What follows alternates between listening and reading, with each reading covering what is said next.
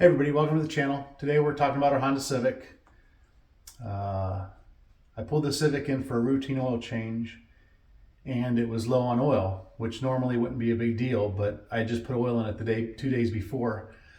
So went to do an oil change, it was 2 quarts low on oil, so through further investigation I found that oil had been, the whole bottom of the car is coated in oil. So I had to do further investigation.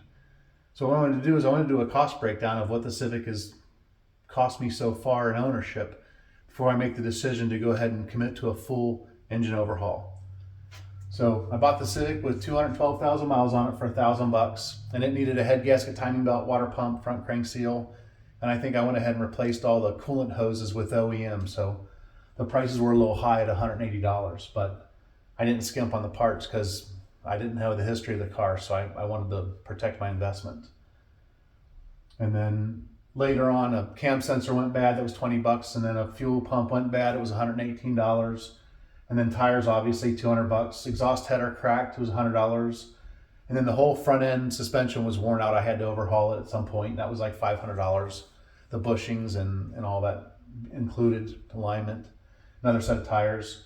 Brought the cost around $2,318. Now, over 55,000 miles, the breakdown was $64 a month is what that ended up being. It was over a 3-year process.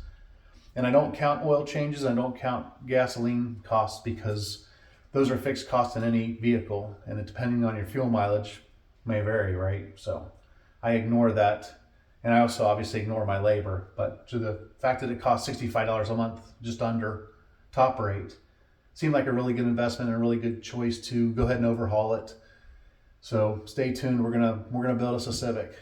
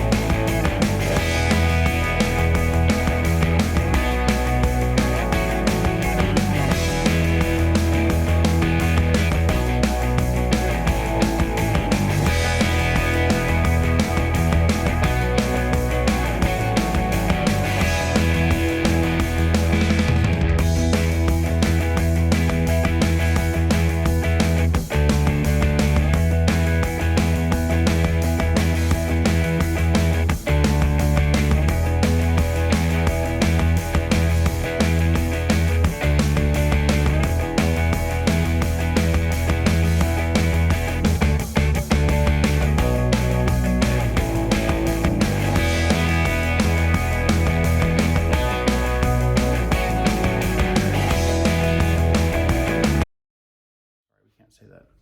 Got the whole front of the motor apart, got the transmission ready to come out, got the whole wiring harness and stuff disassembled, got the power steering moved out of the way. We're going to move the air conditioning out of the way, and then we'll get ready to drop the motor and the trans together underneath the car.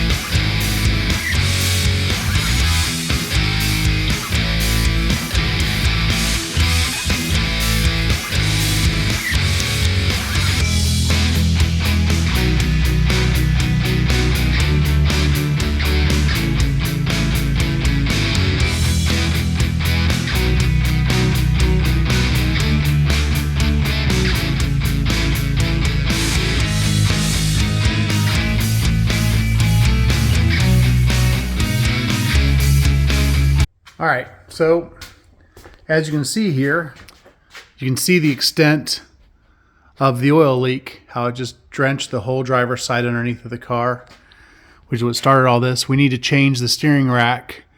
The steering rack is dumping quite a bit of oil lately, so those seals have perished. And then you can see we got a couple other oil leaks here too. 270,000 miles is not that bad, but it definitely needs some love. We're going to take and separate the motor from the undercarriage here. And we'll bolt this subframe back in so we can roll it out and steam clean it. And we'll get back to you. Cleaning parts. Run through the parts washer.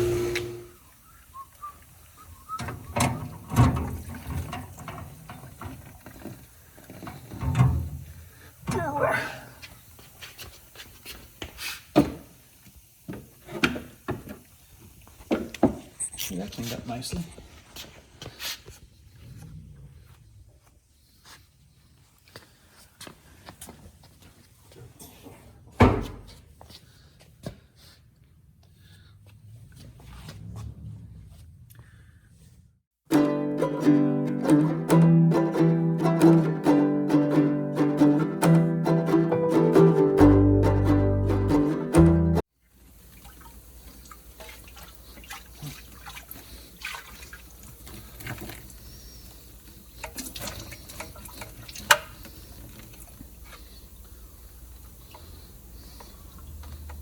Wow.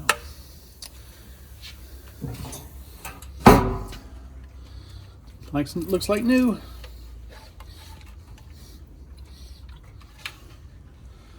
Shiny new.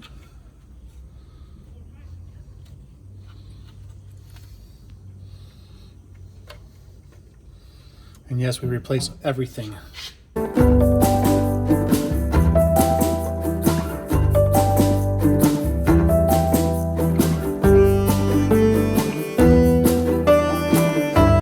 We ran into a little issue here. The machine shop is not set up for these tiny little cylinders. So as you can see, try to show you guys here, the very, very bottom of the port, or the bore, they ran out of room to bore. And so they've left a little shelf on the bottom there that I had to go in and put on the mill and bore out. And the reason why they did that was their boring bar wouldn't reach down that far. And I told them not to worry about it. It's underneath the rings. It's not a problem. And I didn't leave the crankshaft there for them to test anything because I was replacing the crankshaft. So these are the issues that we have. And then as you can see, the thrust bearing goes here. So they weren't able to bore. You can see where they bored the clearance. There you go. You can kind of see where they bored the clearance it, but they ran out of room because the thrust bearing goes there. So no big deal. So I promise to work around, and we'll get back to putting this motor together as soon as we're done. As you saw before, we were looking at the Honda Civic block here. It has since been milled. We finished the bore on the cylinders. They turned out very nice. No complaints. They will do the job very nicely, and we'll start putting the engine together. And the power steering rack showed up, and we'll start doing that. I was at the junkyard yesterday and found some sway bars, so we'll put sway bars on this thing because it does not have them. It is a DX, and the DX is the lower model, the base model. So we will install those front and rear sway bars, and we'll see how that goes. We have the engine. We have the lightweight flywheel all installed. We have the Timken roller bearing there. Or the ball bearing, looks good there. This side's all ready to go. Got the oil pan on, got everything torqued. The new pistons, new rod bearings, new main bearings, new water pump, timing belt, tensioner. We went ahead and time started that while we were in there. And everything else ready to go. We've got, just started on the head, doing seals, and it's a lot bigger project than I'd anticipated. It took me about 11 minutes to do the first valve. There's 16 of them, do that math. So we're hoping to have this thing together here pretty quickly. I'm going to have the motor and the trans put together in the subframe here, hopefully by the end of the day. So as you can see, we have the transmission, engine, head installed, all ready to go. Got nice new gaskets there. Intakes trimmed out, electronics are set up, wiring harness is done. Drive shafts are in. I got to get oil tomorrow and put oil in it. And then I went to the junkyard. I think I showed you guys I found an EX in the junkyard. It had front and rear sway bars on it, so I swiped them. And this front had provisions for the swing or for the sway bar, so I just bolted it on. There was no fabrication needed. The rear, however, there's a rear sway bar over here. As you can see, we're running out of parts. I'm down to one stand, which is very cool. And then there's no provisions on the rear, so I bought some tabs, and I'll get some welded. I'll get some flat bar stock tomorrow, and I'll make a couple spacers and weld them to the rear sub member there, and we'll put those together, and then we'll get the motor installed, and we'll get this thing ready for a test drive, hopefully. Date here. I got the rear sway bar installed. Turned out pretty nice. Had to weld some tabs on. They turned out good. Not my prettiest welds, but they're strong. They will hold. And turned out really nice.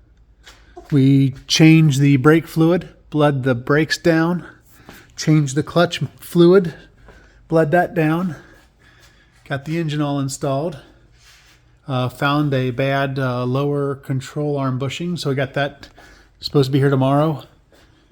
And then what else here?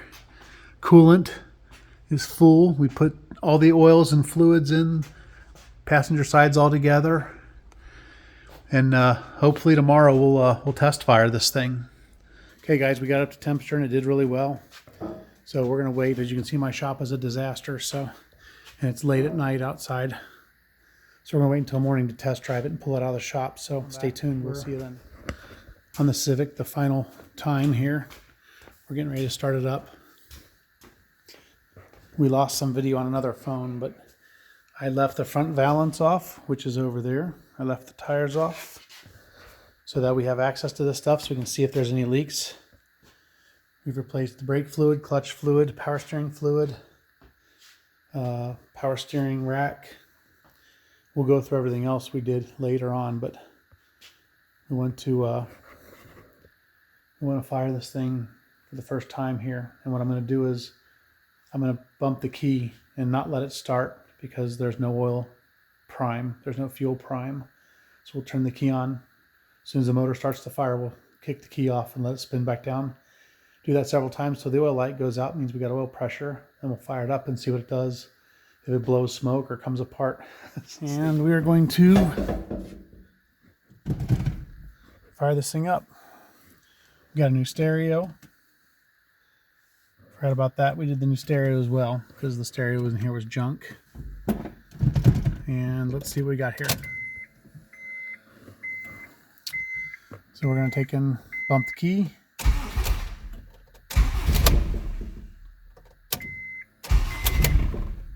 Well, it's firing pretty quick at least, so the fuel might be primed already.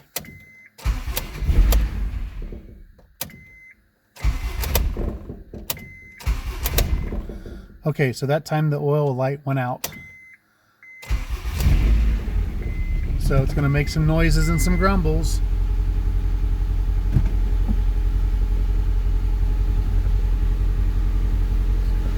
Well, actually, it sounds pretty good. Let's go check the exhaust. Oh, it just cleared up. Did you hear it? It burned off whatever was in the cylinder.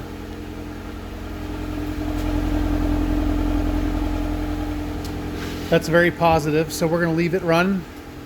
We're going to let it come up to temperature and see what it does. So let's check everything out up here.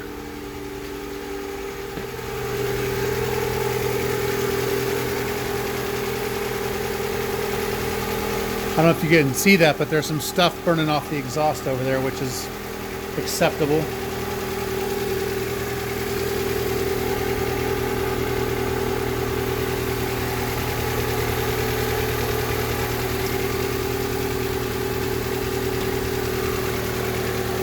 We'll go ahead and top off the coolant.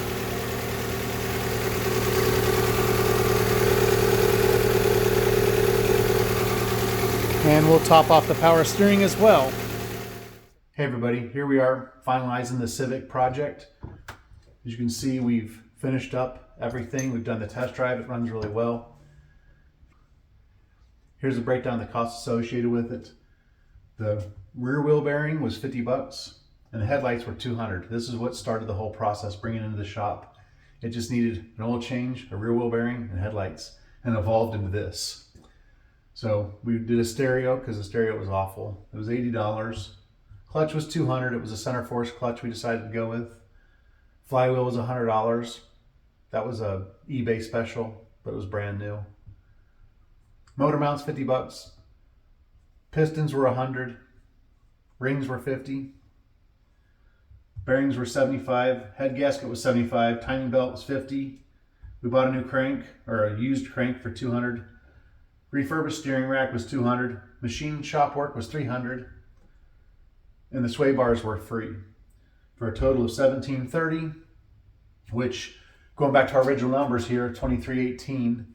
By the time, my goal was to get another 50,000 miles out of this and hope to get that, to get the same $60, $65 a month price. And in that, I'm going to have probably 2 sets of tires. So unless tires go up exorbitantly, I should be pretty much in that same range, but we'll see. So till next time, thanks for watching.